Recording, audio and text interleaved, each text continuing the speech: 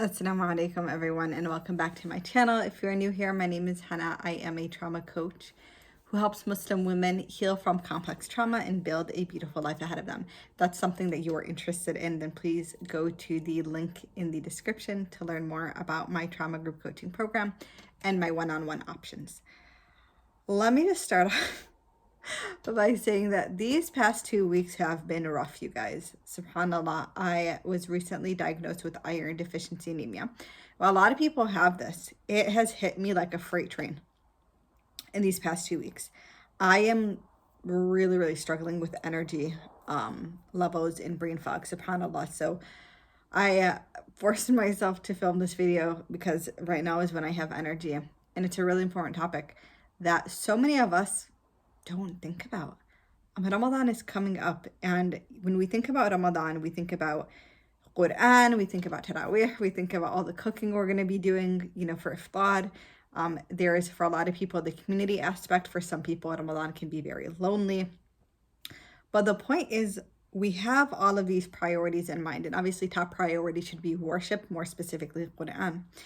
But there's one thing that I, as a trauma coach, think about. A lot of people overlook, which is Ramadan is this month full of so much barakah, so much peace, so much blessing. And that barakah and that peace that you can achieve during Ramadan is something that I believe so deeply can catapult you into a place of healing in a way that you had never experienced it before. And the reason being is that when I talk about healing trauma, oftentimes, if you've watched my trauma healing series, which if you haven't, there's a playlist about things that I believe every person needs to know before they heal trauma. I talk a lot about the nervous system. And there are other videos where I talk about kind of subconscious healing, what goes on up here. The mind-body connection is so important to healing trauma. You have to be able to master the mind-body connection. This is like the first 3 weeks of my trauma group coaching program is teaching people how to do this in a very different way than what you typically expect. And when you're able to do that, you're able to find basically exactly where trauma is stored and integrate it in a way that makes sense for what that trauma is. But the reality of it is that the mind-body connection is incomplete. There is not just a mind-body connection. There is a mind-body-soul connection. This is something people don't really talk about, the mind-body-soul connection. I remember I did a halaqah on this, and it was one of the first times people heard this concept. What preceded us? Before we had a body, before we could think cognitively, before we could see through these eyes, before we could feel with these hands, right? We had a soul. That is what preceded us. That is what is going to outlive us. Our physical bodies is our soul. And the Quran, time and time and time again, talks about the effect of certain thoughts and behaviors, whether our own thoughts and behaviors or the thoughts and behaviors of other people have on our soul, right? And we hear, oftentimes Allah subhanahu wa ta'ala, referring to the heart in the Quran, the way things damage the heart, and the heart is not a physical, of course we have a heart in our chest that beats and pumps blood, but that heart that's being referenced in the Quran is not this physical beating heart. It is a spiritual heart. It is the heart of the soul.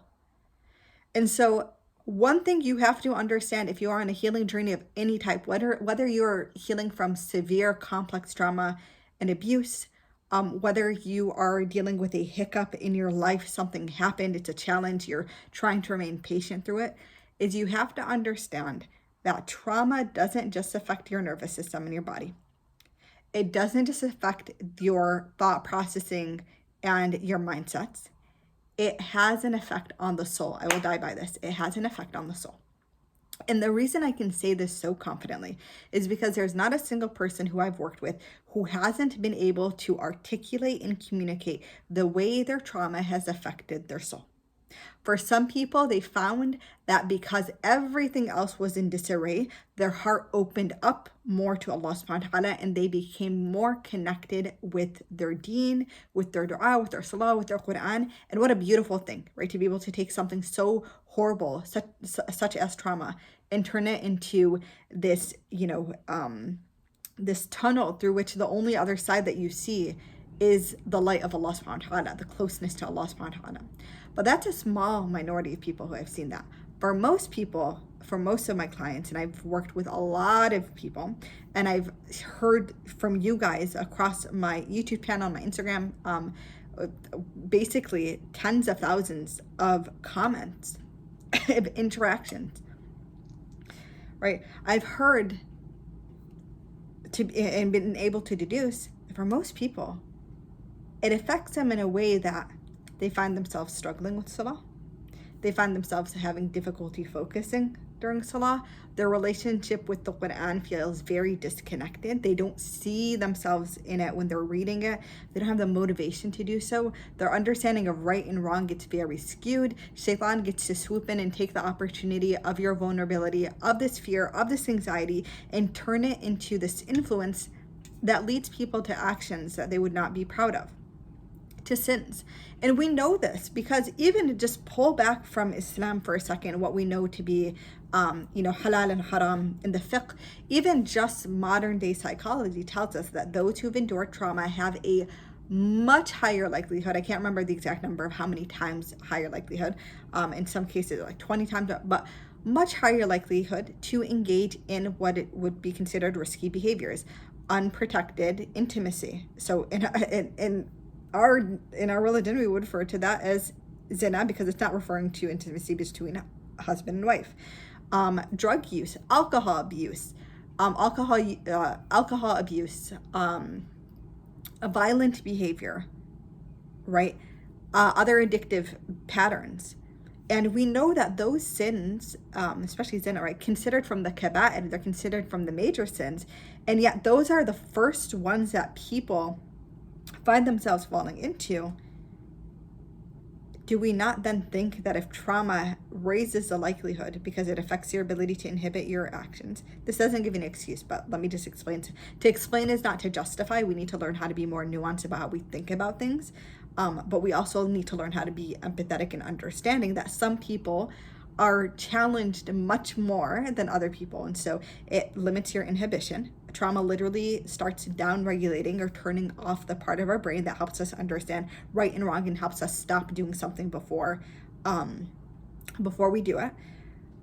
Trauma makes those addictive behaviors, those dopamine spiking behaviors like drinking or inappropriate actions with the opposite gender, or for some people the same gender, much more enticing because of the dopamine hit. And that dopamine hit for people with a traumatized brain is sometimes the only emotion and feeling that they get. That happens, and then that inevitably has the effect on the heart and on the soul. And now the soul is bearing the damage of this trauma, right? When we're able to think about that, it might seem really scary, but really kind of back up for a second and think about the fact that this means that we have a whole other set of tools and a whole other way to heal trauma. And that means that we can utilize soul-based interventions to heal trauma. And this is a question it's largely what drove me to do this work as a Muslim. Because I could have done this work and I could have just called myself a trauma coach.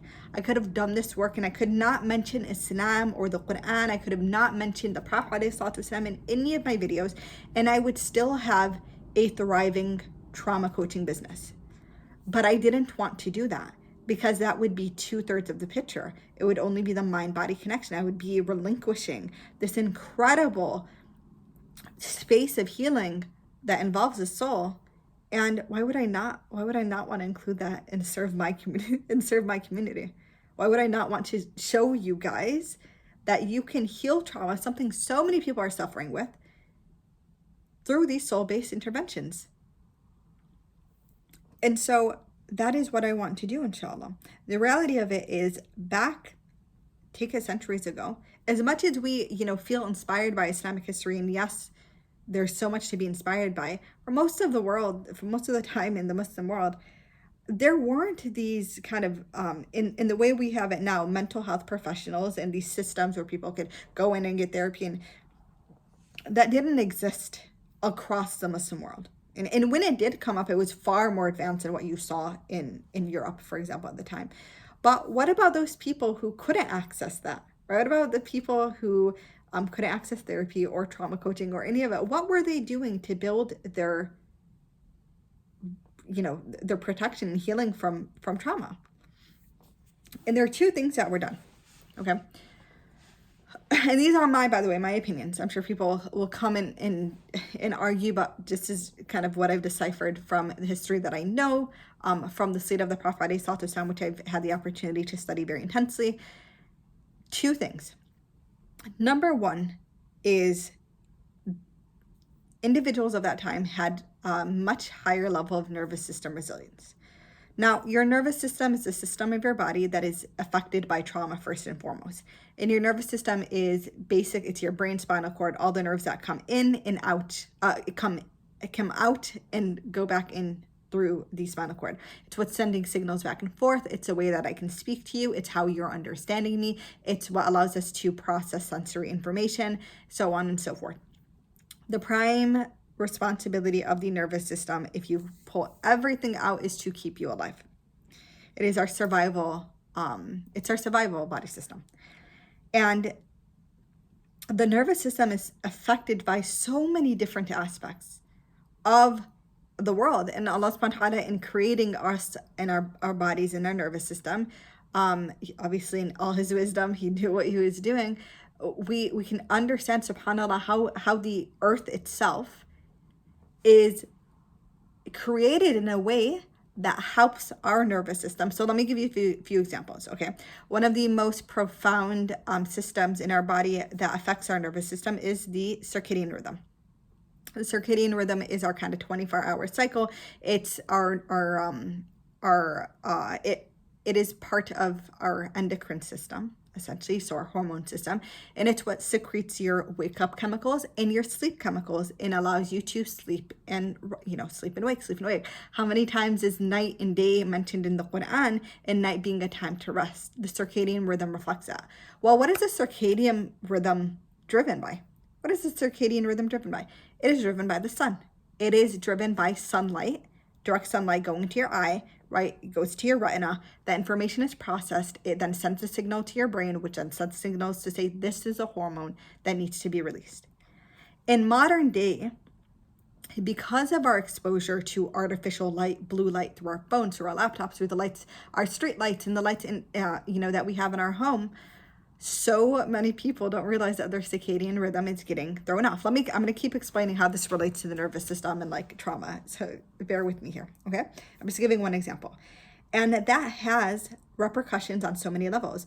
It affects your sleep, which then affects your energy levels. It affects your metabolism. It affects your cortisol release. It affects your likelihood of developing a set of several serious chronic diseases, from diabetes, atherosclerosis, right, plaque in your arteries, major depressive disorder, generalized anxiety disorder. So many different issues are affected by the simple one system, your circadian rhythm, getting thrown off. Well, back at that time, all of these kind of modern interruptions to our nervous system didn't exist. And you see now there's a huge movement to kind of like, in one way or another, go back to that. A lot of people are doing homesteading and kind of living off grid and trying to separate themselves from a lot of the modern creations that we have today, because of the effect that it has on the body. And that helped, the absence of all of those modern interruptions to our nervous system helped build their nervous system resilience, because now the nervous system had the opportunity to work at a level in which everything was kind of working in sync as it should be, right? Now, obviously, barring other situations that would keep someone kind of chronically in stress, so war and famine and things of that sort. But even then, the nervous system was much more primed to be able to handle that type of suffering and difficulty, because what the nervous system is supposed to be able to do is temporarily go into fight or flight, and then back into rest and relaxation as needed, depending on the stressors that were being presented. So they had a lot more nervous system resilience at that time. The other piece of it is they had soul resilience. This is what I call it, soul resilience.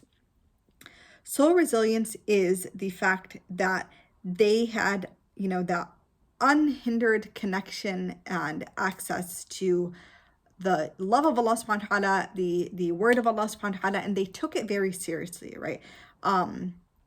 And I would argue to say that they took it probably a lot more seriously than we do today. And part of the reason is at that time, right, when you have to go out and the only way you're going to bring home food is you need to go out and hunt your own animal, find one, bring it home, skin it, cook it, and all of these kind of out of your control factors were present. You didn't have much of a choice other than to have tawakkul on Allah subhanahu wa ta'ala and realize that so much of your risk and so much of what comes into your life is coming as a result of Allah subhanahu wa ta'ala's generosity and his mercy and his abundance. And so because of that constant reminder, it's a lot harder to deceive yourself. And so you're able to, you realize, okay, well, as a result of being a grateful slave to Allah subhanahu wa ta'ala, I am going to make sure that I'm honoring this soul that he's given me, and I'm worshiping as he asked me to, and I'm going to go above and beyond because I realize that this dunya is so hard that the akhirah is what we're living for, and I want to make sure I'm doing my best for that. So they were building soul resilience because every act of worship they were doing, all the remembrance of Allah subhanahu wa ta'ala, was kind of priming their soul to also be able to handle hardship. Now, when you combine nervous system resilience and soul resilience, you have someone who's undefeatable. You ever wonder how you see people, oftentimes we've seen in Palestine, and their ability to really still remember and give hamd to Allah subhanahu wa ta'ala and give shukr to Allah subhanahu wa ta'ala. And we're like, how do they do that? That's that soul resilience we're seeing, right? I can't speak to their nervous system resilience as I've not have the opportunity to study that, but the point is we can see soul resilience in them.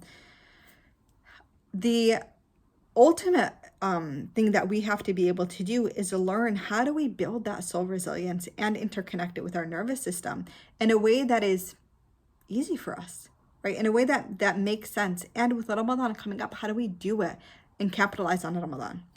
And with all of that being said, I want to answer that question for you guys. And so I decided that I was going to host a workshop that teaches you guys how to do this. How do you actually heal trauma while using Ramadan as your launch pad to do that, and using specific Islamic and spiritual tools to do that. Ones that are already understood in the Quran, but being able to combine and kind of give you guys the lens of what does the science of trauma healing tell us about this, right? And I am going to, inshallah, be hosting that workshop February 27th. It is a 3-hour workshop, inshallah. And I'm so excited to be able to do it. This has never been done before. There's never been a workshop that specifically looks at trauma integration through an Islamic lens and how to capitalize on Ramadan to be able to do this. If you are interested, the tickets are only $27. The link to join, inshallah, is in the description. It is open to brothers and sisters. I want all of you guys to be able to benefit. If you're not able to attend, you can purchase a ticket and then you'll get the recording afterwards. So all of that will, inshallah, will be taken care of. I have posted a ton about this on my Instagram. So if you're not already following me on Instagram, you might want to follow me there to learn more. And I hope that I get to see you guys there. Assalamu alaikum.